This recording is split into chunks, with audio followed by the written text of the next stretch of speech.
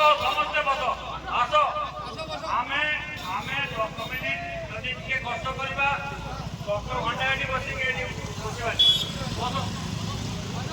MLA ତାଙ୍କୁ କିଏ ଡାକୁଛି ଆମରି ପାଇଁ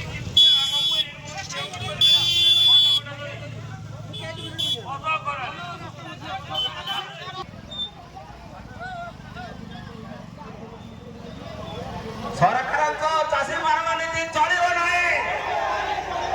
ସରକାରଙ୍କ ଚାଷୀ ମାନଙ୍କ ନୀତି ଚଳିବ ନାହିଁ। ସରକାରଙ୍କ ଚାଷୀ ମାନଙ୍କ ନୀତି ଚଳିବ ନାହିଁ।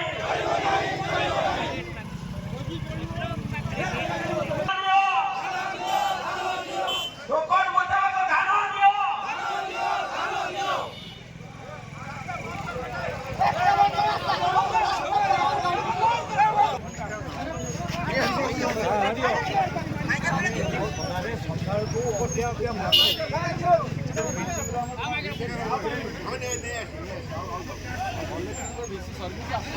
हेलो हेलो ସମସ୍ତଙ୍କୁ ସଂଗ୍ରାମୀ ଅଭିନନ୍ଦନ। ଆଜି ଆପଣମାନେ ଭୋଗରାଇର ବ୍ଲକ ଅଫିସ ସମ୍ମୁଖରେ ଦୀର୍ଘ 4 ଘଣ୍ଟା ହେଲା ଏ ଖରାରେ ବସିଛନ୍ତି।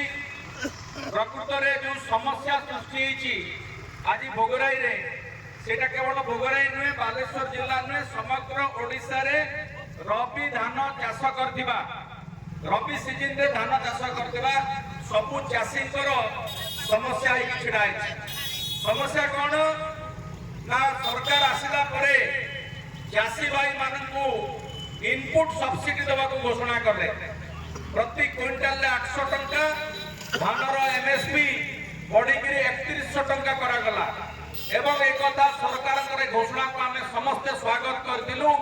ଆପଣମାନେ ମଧ୍ୟ ଚାଷୀ ଭାଇମାନେ ମଧ୍ୟ ଖୁସି ହେଇଥିଲେ ଯେ ଯାହା ହଉ 2300 ଟଙ୍କାରୁ ବଢ଼ିକିରି 3100 ଟଙ୍କା ଧାନ ହେଲା, ସମସ୍ତଙ୍କର ଧାନ କିଣାଯିବ, ଏକଥା ବି ସରକାର ପ୍ରତିଶ୍ରୁତି ଦେଇଥିଲେ। ଖରିଫରେ ଧାନ କିଣା ଗଲା, ମାତ୍ର କଟନୀ ଛଟନୀ 10% ପର୍ଯ୍ୟନ୍ତ ପହଞ୍ଚିଲା।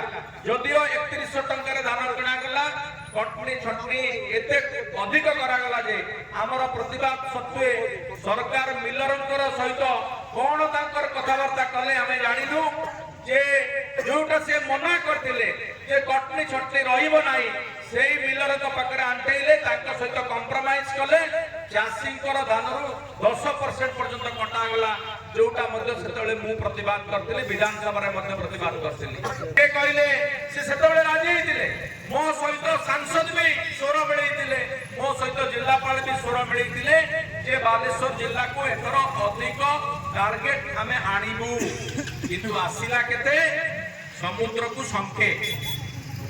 ଆମେ 12,000 ଚାଷୀ ଆଜି ଭୋଗରାଇର ପଞ୍ଜୀକରଣ କରିଛନ୍ତି ଧାନ ବିକିବା ପାଇଁ ରବିରେ, ଯୋଉଟା କି ଗତ ବର୍ଷ ଠାରୁ 2 ଗୁଣ। ଗତ ବର୍ଷ ପାଖାପାଖି 6,000 କରିଥିଲେ, ସମସ୍ତେ ଧାନ ବିକିବାକୁ ଆସିନଥିଲେ। ତାର କାରଣ ହଉଛି ଧାନ ମାର୍କେଟ ଠାରୁ ଏଠି କମ୍ ପ୍ରାଇସ୍ ଥିଲା, ଆମର ସୋସାଇଟିରେ କମ୍, ଧାନର ମୂଲ୍ୟ କମ୍ ଥିଲା, ମାର୍କେଟରେ ଅଧିକ ଥିଲା, ଆସିନଥିଲେ। ଏଥର ତ ଆପଣ ଅଧିକ ମୂଲ୍ୟ କରିଛନ୍ତି, ଧାନ କାହିଁକି ନେବେ ନାହିଁ ଏ ପ୍ରଶ୍ନ ମୁଁ ସରକାରଙ୍କୁ କାଲି ବି ପଚାରିଥିଲି, ସେଇ ଡିଏଲପିସି ମିଟିଂରେ ବି ପଚାରିଥିଲି। ଗତକାଲି ମଧ୍ୟ ମୁଁ ଆପଣମାନଙ୍କର ଦାବି ନେଇ ଏଇ ଯୋଉ ଚିଠି ଆପଣ ଦେଖୁଛନ୍ତି, ଏଇ ଚିଠି ନେଇ ଧାନ କିଣିବା ପାଇଁ ଯୋଉ ଯୋଗାଣ ବିଭାଗ, ଧାନ କିଣେ ଯୋଗାଣ ବିଭାଗର ମନ୍ତ୍ରୀଙ୍କୁ ଏବଂ ତାଙ୍କର ପ୍ରିନ୍ସିପାଲ ସେକ୍ରେଟାରୀ ପ୍ରମୁଖ ସଚିବଙ୍କୁ ଭେଟିକିରି ଏ ଚିଠି ଦେଇକି ଆସିଲି, ଯୋଉଟା ଆଜି ବିଭିନ୍ନ ଖବରକାଗଜରେ ମଧ୍ୟ ସେ ଫଟୋ ସହିତ ସେ ନ୍ୟୁଜ ପ୍ରକାଶ ପାଇଛି। ସେଥିରେ ମନ୍ତ୍ରୀ ନଥିଲେ ତାଙ୍କ ଚେମ୍ବରରେ, ତାଙ୍କର ପ୍ରାଇଭେଟ ସେକ୍ରେଟାରୀକୁ ଦେଇକି ଆସିଲି, କିନ୍ତୁ ପ୍ରିନ୍ସିପାଲ ସେକ୍ରେଟାରୀ ଥିଲେ। ମୁଁ ଆପଣମାନଙ୍କର ଏଇ ଉଦ୍ବେଗ, ଆଜି ଯୋଉଟା ଆପଣମାନେ ଖରାରେ ବସିଛନ୍ତି, ଗତକାଲି ଜୟରାମପୁର ସୋସାଇଟିରେ ତାଲା ପକେଇକି ବସିଥିଲେ, ସେ କଥା ମଧ୍ୟ ତାଙ୍କୁ ଜଣେଇଲି, ତାଙ୍କୁ ମଧ୍ୟ ଫଟୋ ଦେଖେଇଲି କେମିତି ଆପଣମାନେ ସେଠି ଆନ୍ଦୋଳନ କରୁଥିଲେ। ସେ ତାଙ୍କ ସହିତ ପ୍ରାୟ 15-20 ମିନିଟ ଯୋଉ ଆଲୋଚନା ହେଲା, ସେ ହୃଦୟଙ୍ଗମ କଲେ ଯେ ଭୋଗରାଇରୁ ଏବଂ ବାଲେଶ୍ୱର ଜିଲ୍ଲାରୁ ଅଧିକ ଧାନ ରବି ଧାନ ହେଇଛି, ତାକୁ କିଣିବାକୁ ପଡିବ। ମୁଁ ତାଙ୍କୁ କହିଲି ଯେ ଆପଣ ଟୋକନ ଦେଇଛନ୍ତି, ସବୁ ଚାଷୀଙ୍କୁ ଟୋକନ ଦେଇ ଦିଆଯାଇଛି। ଯଦି ସର୍ବାଧିକ 60 କ୍ୱିଣ୍ଟାଲ ପର୍ଯ୍ୟନ୍ତ ଧାନ ବିକ୍ରି କରିବାର ବ୍ୟବସ୍ଥା ଅଛି ଚାଷୀ ଭାଇ ମାନଙ୍କର, କିନ୍ତୁ ଟୋକନ ତୁଳନାରେ ଆପଣ ଦେଇଛନ୍ତି କ'ଣ? ଟାର୍ଗେଟ ଦେଲା ବେଳକୁ ତାର 10% 15% ଟାର୍ଗେଟ ଦେଇଛନ୍ତି।